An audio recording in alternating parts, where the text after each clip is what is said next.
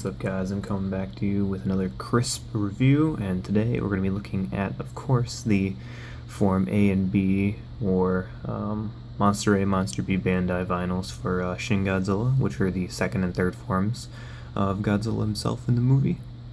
And to start off, I'm going to start with the Eel version. That's the name that's been basically claimed by everyone now is Eel Godzilla. And as you can tell, he is all done in this kind of tan color, which looks pretty good. It's very, very long. It's a very long figure, because it isn't still in the 6-inch Movie Monster series scale, but he's just really long. And he's done in this brown vinyl with his spines being painted a darker brown color. And then the only other paint applications would be the pinkish color on his gills and in the inside of his mouth. They're a nice little pink color. And then his eyes are painted white with a little gray pupil. But his detail is pretty cool. It's well done. I mean, we haven't seen a whole bunch of this monster yet, so it's hard to determine how accurate this really is going to be, especially now with SH Monster Rights versions coming out. But he is pretty cool. Definitely cool with like the muscle pattern in here, and then these gills are actually really well done. They have individual like stripes on the inside of them. If I can get it to focus on there for you guys. Let's see, come on camera. There we go.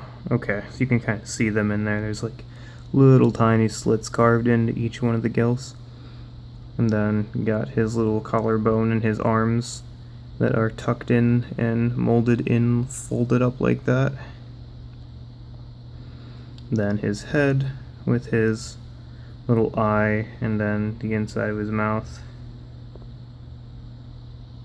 look really good. You can see kind of the membrane along the side of his mouth. They even have some detail sculpted into that, which is nice. Not a whole lot on the actual inside of the mouth though. Just kind of a funny color. And then his spines. Traditional kind of Christmas tree looking Godzilla spines. In this form, he only has the 3 rows with the other 2 just barely forming, which is kind of cool. And then those stop right here, which is all a separate piece from the main body. And then there's just kind of like a faint sign of them on the tail. And then the tip of the tail has got this little mangled spot, not as bad as the later forms.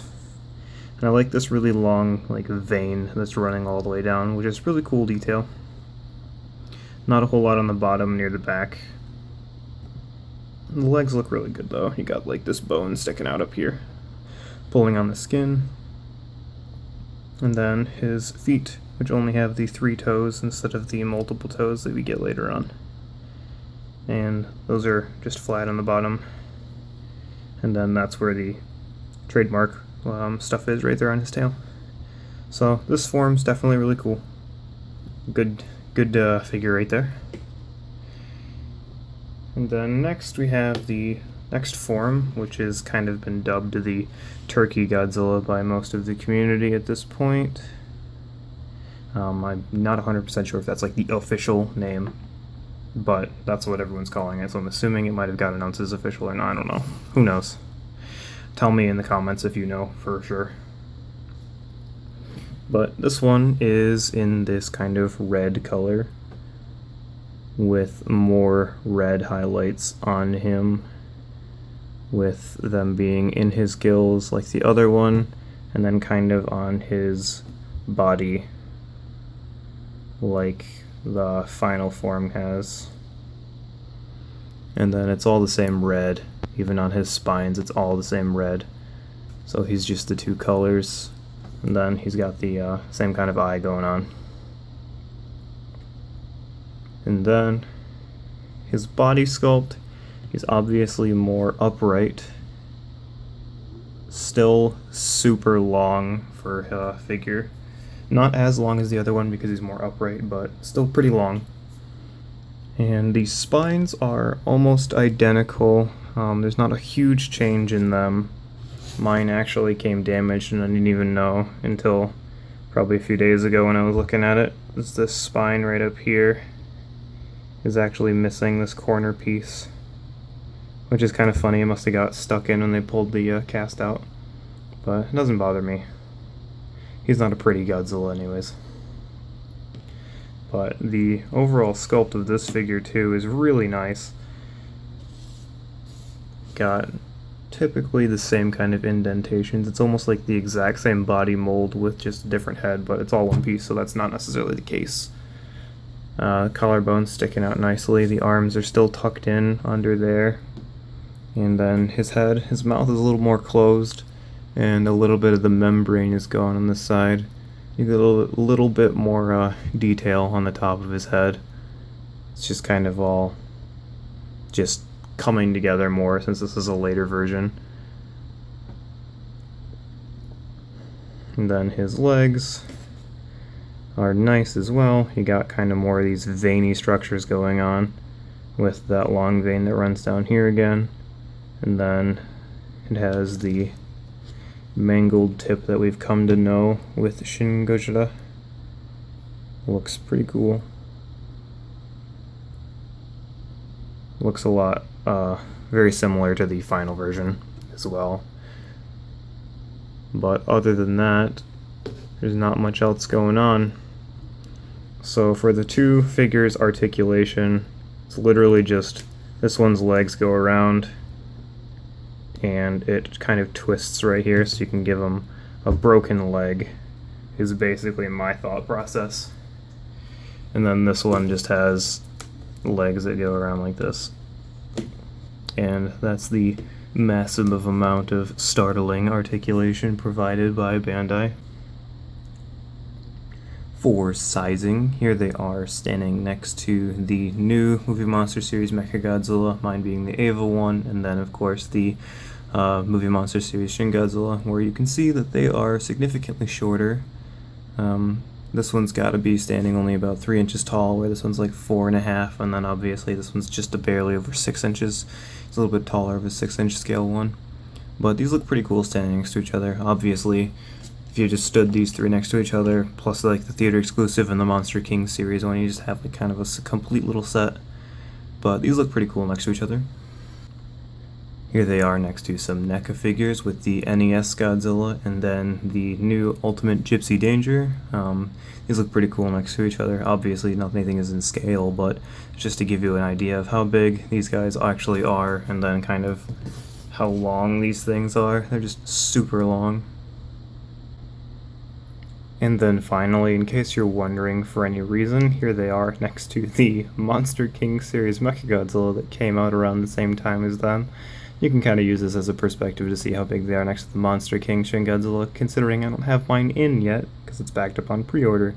But they'll look pretty good next to the 12-inch monsters, so that's probably, you know, as close to scale as you're possibly going to get, but they'll look pretty good next to each other. I only have one complaint with these figures, and it's not with the actual figures themselves, it's with the tags. Just why did you make them the exact same picture that's on the regular Shin Godzilla tag?